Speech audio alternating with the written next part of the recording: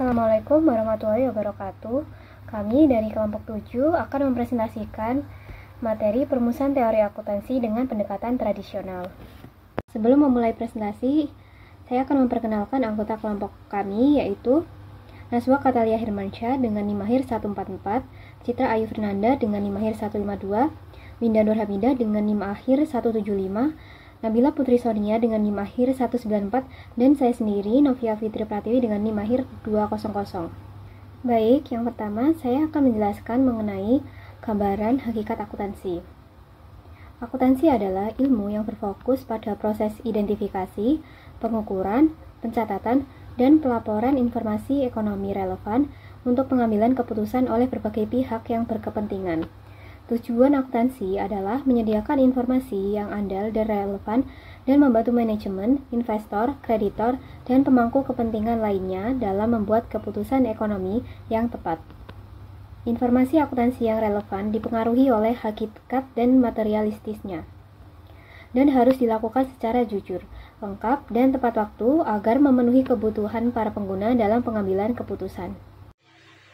Penyusunan dan verifikasi teori. Prinsip akuntansi yang berlaku umum terus berkembang menyesuaikan perubahan lingkungan dan kebutuhan informasi. Penyusunan teori akuntansi bertujuan merumuskan konsep untuk menyelesaikan masalah akuntansi, sementara verifikasi teori memastikan akurasinya. Jika berbasis matematika, verifikasi dilakukan melalui konsistensi logika, sedangkan teori berbasis fenomena sosial atau fisik diuji dengan observasi dunia nyata. Melalui proses ini, teori akuntansi menjadi lebih valid dan dapat diterapkan dalam praktik.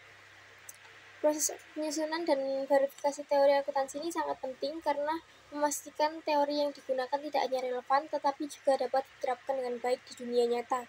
Dalam praktiknya, teori yang sudah teruji dapat membantu penyusunan laporan keuangan yang lebih akurat dan dapat diandalkan. Oleh karena itu, teori akuntansi tidak hanya sekedar konsep abstrak, tetapi harus melalui uji coba dan observasi untuk memastikan kesesuaiannya dengan situasi yang ada. Hakikat teori akuntansi. Teori akuntansi adalah cabang akuntansi yang terdiri dari deskripsi sistematis, prinsip, dan metode yang membedakannya dari praktik.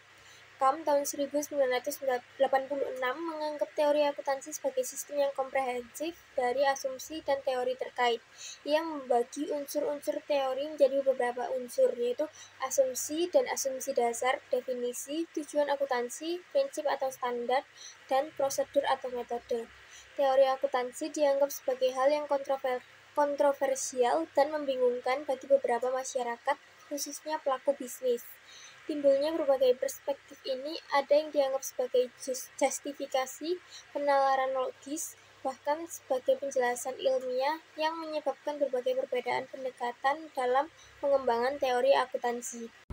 Selanjutnya adalah metodologi dalam perumusan teori akuntansi. Metodologi perumusan teori akuntansi melibatkan berbagai pendekatan yang digunakan untuk mengembangkan prinsip dan praktik akuntansi. Teori akuntansi adalah penalaran logis dalam bentuk prinsip yang memberikan kerangka acuan umum untuk menilai praktik akuntansi dan mengarahkan pengembangan prosedur baru. Selanjutnya, metode perumusan teori akuntansi menurut para ahli. Yang pertama, metode deskriptif. Metode ini bersifat membahas, mendeskripsikan, dan menganalisis praktik yang ada dalam sebuah perusahaan. Metode deskriptif dianggap sebagai seni dalam akuntansi yang tidak dapat dirumuskan. Kedua, metode psikologikal pragmatik. Metode ini mengamati reaksi pengguna laporan keuangan terhadap output akuntansi yang disusun berdasarkan standar, prinsip, dan pedoman. Metode ini sering dianggap sebagai behavioral accounting. Yang ketiga, metode normatif. Metode ini menjelaskan norma yang diikuti tanpa melihat praktik tersebut berlaku saat ini. Metode ini menjabarkan apa yang seharusnya benar. Yang keempat, metode positif. Metode ini menggunakan pendekatan ilmiah yang diterima secara umum. Metode positif fokus pada apa yang terjadi dalam praktik akuntansi berdasarkan pengamatan empiris aktivitas keuangan di perusahaan. Selanjutnya, pendekatan dalam perumusan teori akuntansi. Yang pertama, pendekatan pragmatis. Pendekatan ini mencakup teori yang memiliki kemiripan dengan praktik di dunia nyata dan berguna untuk memberikan solusi yang praktis. Yang kedua, pendekatan otoriter, menekankan pada penggunaan kekuasaan dan otoritas dalam menetapkan standar dan pedoman akuntansi. Yang ketiga, pendekatan deduktif. Pendekatan ini diawali dengan dalil-dalil dasar yang diikuti oleh penalaran logis untuk mencapai kesimpulan yang spesifik. Yang keempat, pendekatan induktif.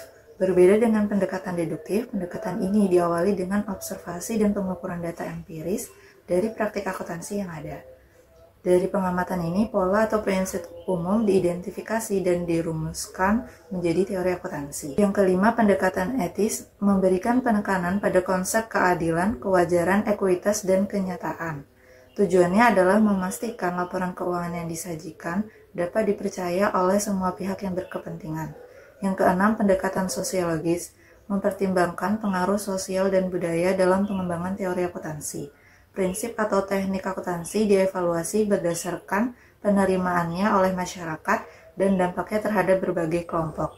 Yang ketujuh, pendekatan ekonomi menekankan pada pengendalian perilaku dari indikator ekonomi makro yang dihasilkan oleh berbagai praktik akuntansi. Tujuannya untuk memahami bagaimana teknik akuntansi tertentu dapat mempengaruhi perilaku ekonomi secara keseluruhan, seperti investasi atau konsumsi. Selanjutnya adalah mengenai pendekatan selektif untuk perumusan teori akuntansi. Nah, secara umum, perumusan suatu teori akuntansi dan pengembangan prinsip-prinsip akuntansi telah mengikuti pendekatan selektif atau kombinasi dari berbagai pendekatan dan bukan hanya dari satu pendekatan yang disajikan. Pendekatan selektif merupakan akibat dari berbagai usaha oleh individu dan profesional serta organisasi pemerintah untuk berpartisipasi dalam kematangan konsep dan prinsip dalam akuntansi. Pendekatan selektif ini telah memberikan peningkatan pendekatan baru yang sedang diperdebatkan dalam literatur, seperti pendekatan peraturan, pendekatan perilaku, serta pendekatan kejadian, prediksi, dan positif. Sekian dari kelompok kami, kurang lebihnya mohon maaf. Wassalamualaikum warahmatullahi wabarakatuh.